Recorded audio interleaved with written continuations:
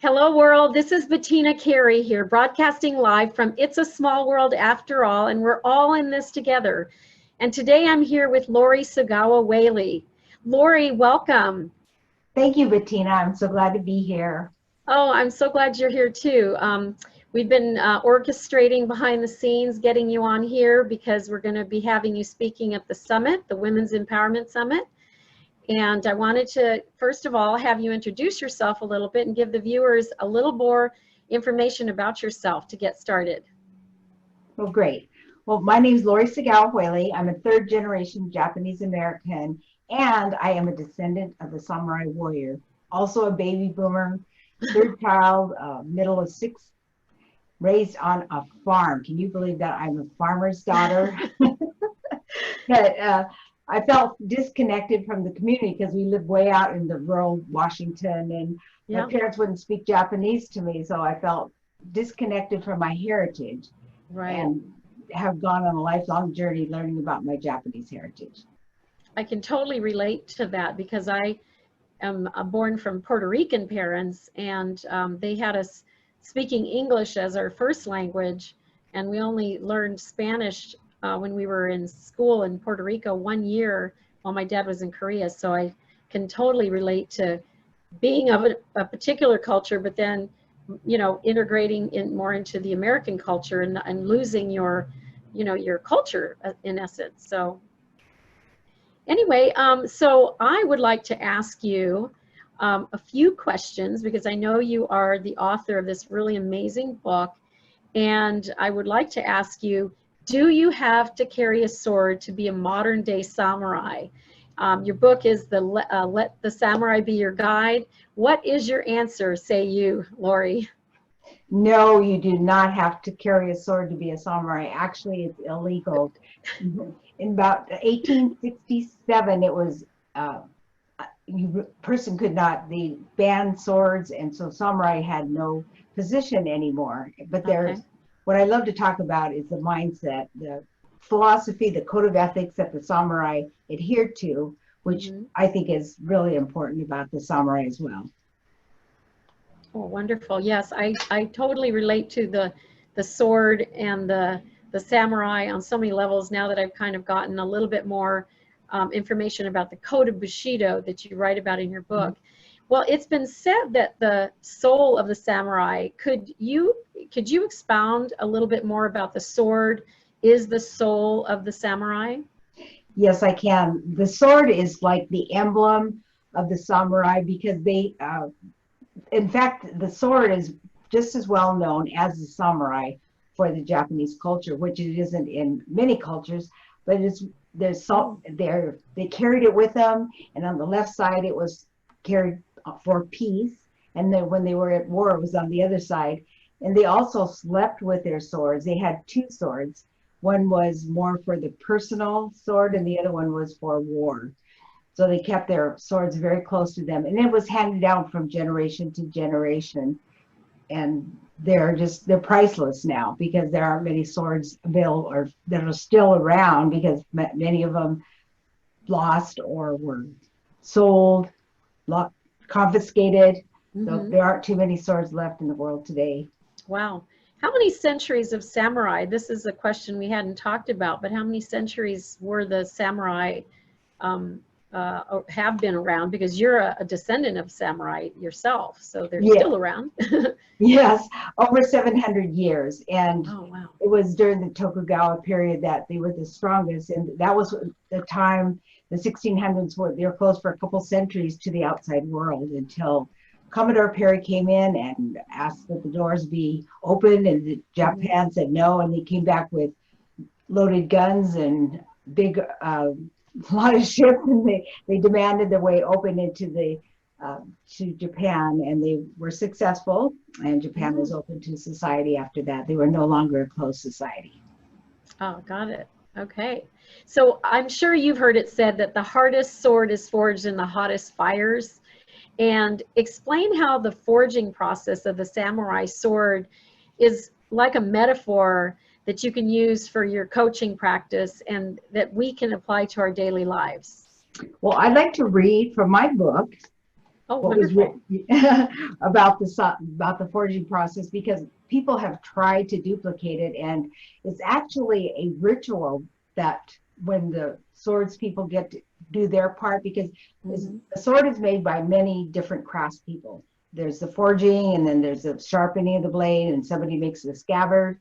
So there are many, about 6 months worth of work that goes into a sword. So I'd Mhm. like to read to you from my book. Okay. Um, there's no greater symbol of the samurai warrior and the martial code he lived by than his sword. The sword was, oops, the sword was,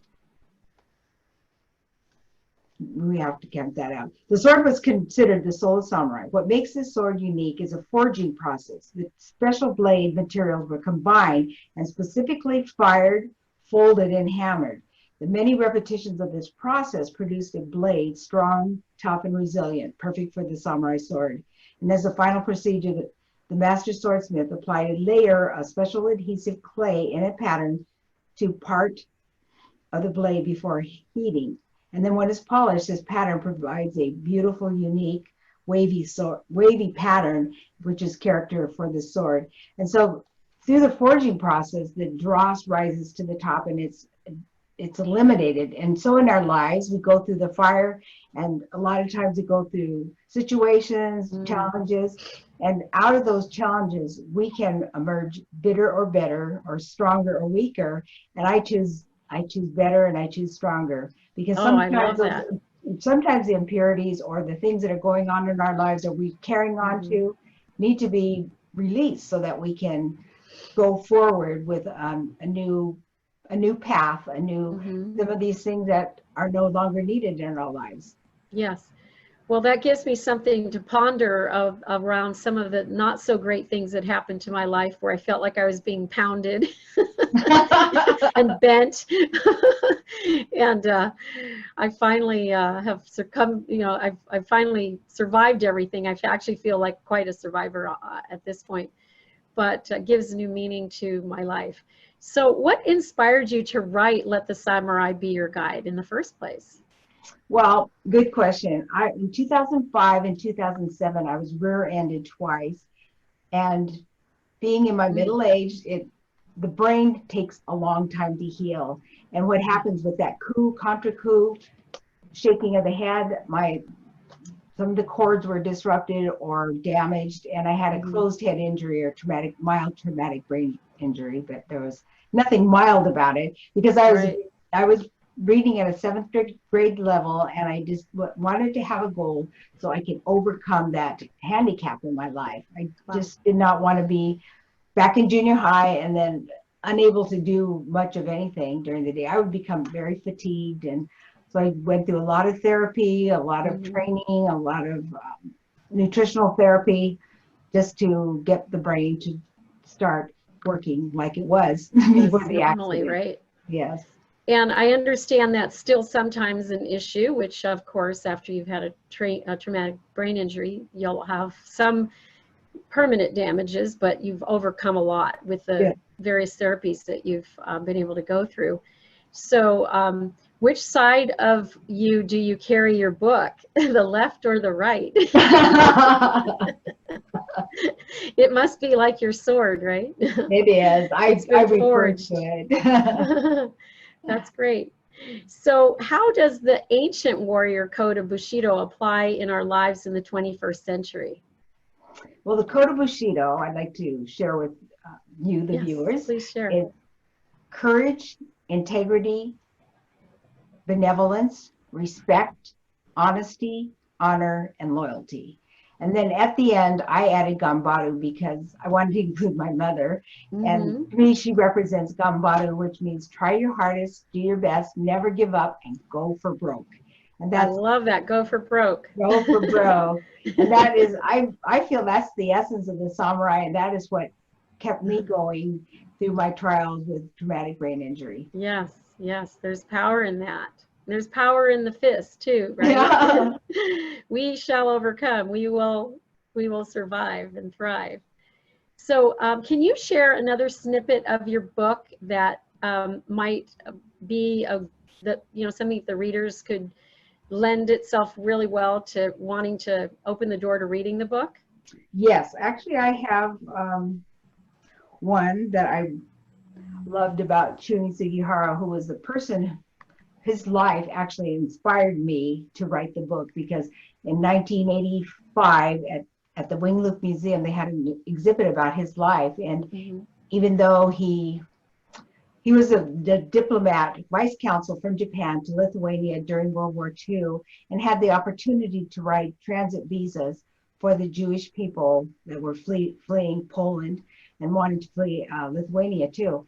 And the government of Japan 3 times said, no, we do not write those visas, but he did it anyway. He had to do it because what's wrong? He said, what's wrong with saving human lives? He did it out of the goodness of his heart, wanting no rewards, no recognition. So most of his life, he went through being an unsung hero. And many of the Jewish people, the 2,000 visas translated to over 6,000 people, were able to escape Nazi annihilation. And they wanted to find him, but the government didn't know of his whereabouts. So finally someone did contact him, and then he found out that the work that he did was not in vain, because most of his life he couldn't find a job. He was blacklisted and unable to find a job in Japan, so he had to go outside the country to find a job. Wow, that's quite the story. So that's just one of the stories in the book. And I'd like to read absolutely go for it. Okay, this is one of my favorite paragraphs in the book. I said, most important, Sugihara was a samurai warrior, yet he did not handle a gun or sword. He brought about change without going to battle. He was strategic yet peaceful, decisive yet compassionate, and determined yet gentle. He was a peaceful warrior, and not every warrior has to be a battlefield hardened soldier to be a true warrior and hero. So there's many things about his life that a person could emulate. And I'd like to ask people, what would you like to emulate out of the Code of Bushido? It could be many, and our lives are always changing, but we need that foundation to stand on. And what I love to do is offer people the Code of Bushido, and through reading the book and doing research on their own, just try to decide what they stand for. What a person, because if you stand for nothing, if you don't stand for anything, you'll stand for nothing. And you want your foundation to be like the rock, like solid foundation, cement, rather than quicksand. Yes, I love it. So it's courage, integrity, benevolence, respect, honesty, honor, and loyalty. Yes. And that is what you're going to be also speaking about at the Women's Empowerment Summit on June the 10th. Yes, I am. So I'm very excited about that. And what can both readers and those coming to the summit, this is a virtual summit, of course. Yes. What can they hope to gain out of coming to your session? Well, I'd like to offer people the Code of Bushido, and explain to them what it is, and have them decide and consider and even follow some of those codes and adopt it into their lives, because the world right now, especially now, is in need of leaders. And it's time for we women and other people to step up and step into our leadership role, because I believe we can all be leaders, and we don't have to be, we follow sometimes, but we have to lead, and we have to stand on something. Because like I said, if you stand for nothing, if you don't stand for something, you'll stand for nothing. And you don't want to be like the chameleon or the waves that have got tossed to and fro. You want to be on the solid ground. That's fantastic. So how can folks reach out to you, Lori? I know that you have a coaching practice. You also have some communities that folks can join in on Facebook. Yes. Give us your details. Okay. The best way to reach me is to just email me at lori@loriwhaley.com, LORIWHALEY.com. And then that's also my website, loriwhaley.com, and you can find out more about me there. I'd love to have a discovery session with you to find out if you'd like to work with me to be a leader and to follow the samurai, and let the samurai be your guide. Wonderful. Thank you so much, Lori, for coming today on the virtual stage, the Zoom platform. I'm Bettina Carey. I'm founder of Women in Small Biz Shows and Events, and what I do is big.